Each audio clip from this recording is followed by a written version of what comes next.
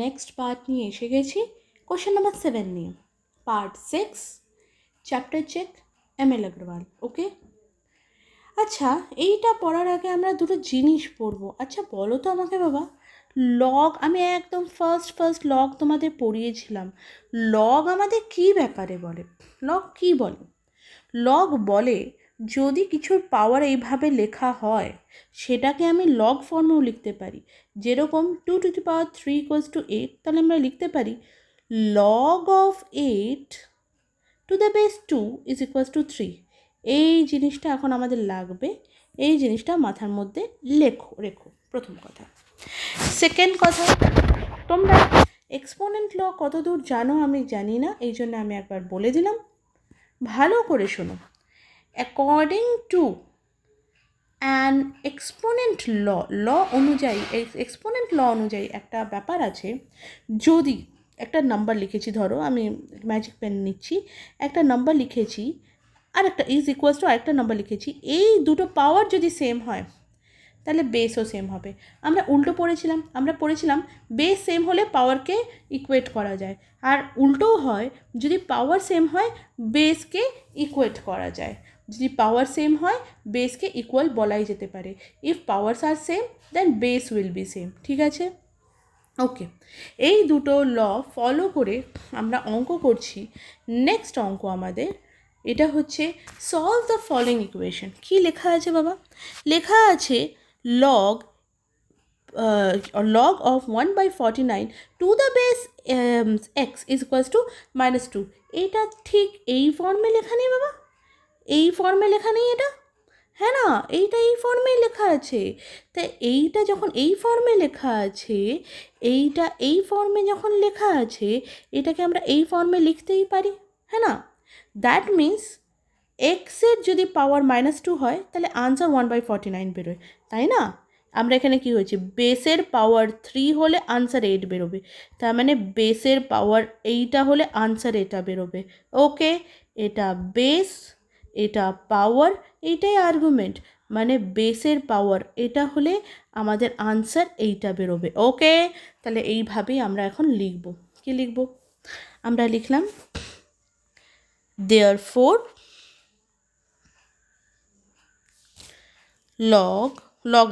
Log থেকে আমরা বের করছি, উল্টো লিখছি, x to the power -2 = 1/49।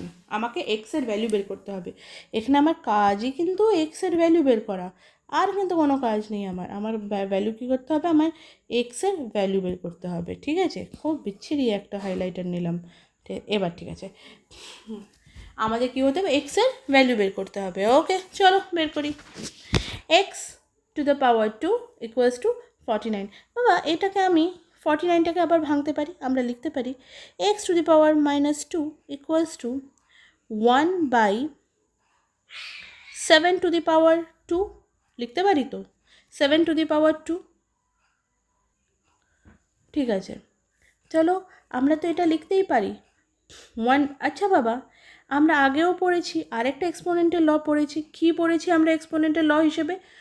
1/7 to the power কিছুই, মানে 1/a কোনোই একটা নাম্বার টু দ্য পাওয়ার কিছুই, যদি 3 থাকে, 4 থাকে, 5 থাকে, কিছুই থাকে, 1/a টু দ্য পাওয়ার ধর 7 আছে, হোয়াট এভার, এটাকে যদি আমাকে রেসিপ্রোকালে করতে হয় তাহলে আমরা 1 টু দ্য পাওয়ার -7 লিখতেই পারি, এটা লিখতেই পারি, ইউ নো না? তাহলে কি আমরা এটাকে আমরা লিখতেই পারি 7 to the power -2। 7 to the power -2 মানে কি, এটা আমি 7-এর রেসিপ্রোকাল করে দিচ্ছি। এটার মানে কি, আমি 7-এর রেসিপ্রোকাল করে দিচ্ছি। চলো করে দেখি, কেন কি এটা 1/2 আছে, এটা আমাদের রেসিপ্রোকাল করলে -2 হয়ে যাবে। ওকে, এইটা যদি বলো কোথা থেকে আসলো, এটাও একটা এক্সপোনেন্টের ল। তোমরা এক্সপোনেন্টের লসগুলোর ভিডিওটা দেখো, আমার লগ বেসিক্সের ভিডিওটা দেখো, ওখানে তোমরা সব পেয়ে যাবে। x⁻² তার মানে আমরা লিখতে পারি 7⁻², লিখতে পারি। এই জিনিসটা আমরা এখন লিখব, ওকে। 7⁻² মানেই হচ্ছে 1/7²। 1/7² আমাদের এসছে, সেটাকে আমি উল্টে পাওয়ারটাকে নেগেটিভ করতেই পারি। তার মানে আমি লিখতে পারি x⁻² ইকুয়ালস টু 7⁻², ওকে। এবার আমি এক্ষুনি এটা কি বললাম, যদি আমাদের পাওয়ার সেম হয় তাহলে বেস ইকুয়েট করে দিতে পারি। According to one of the law of exponent, এটার মানেই হচ্ছে x is equals to 7। According to law of লয়ে কি লিখলাম, according to a law of exponent, if an is equals to bn, therefore a is equals to b। আমি এখানে বলে দিলাম, এটা আমি মুছে আরেকবার লিখে দিই, ওকে। এটা তোমাদের লিখতে হবে না, আমি জাস্ট তোমাদের এইটা তোমার লেখার দরকার নেই, এটা জাস্ট তোমাদের বোঝার জন্যে আমি এখানেও লিখে দিলাম, ওকে। তাহলে আমি আনসার পেয়ে গেছি x ইজ ইকুয়ালস টু 7, এটাই হচ্ছে আমাদের আনসার, ওকে। ক্লিয়ার?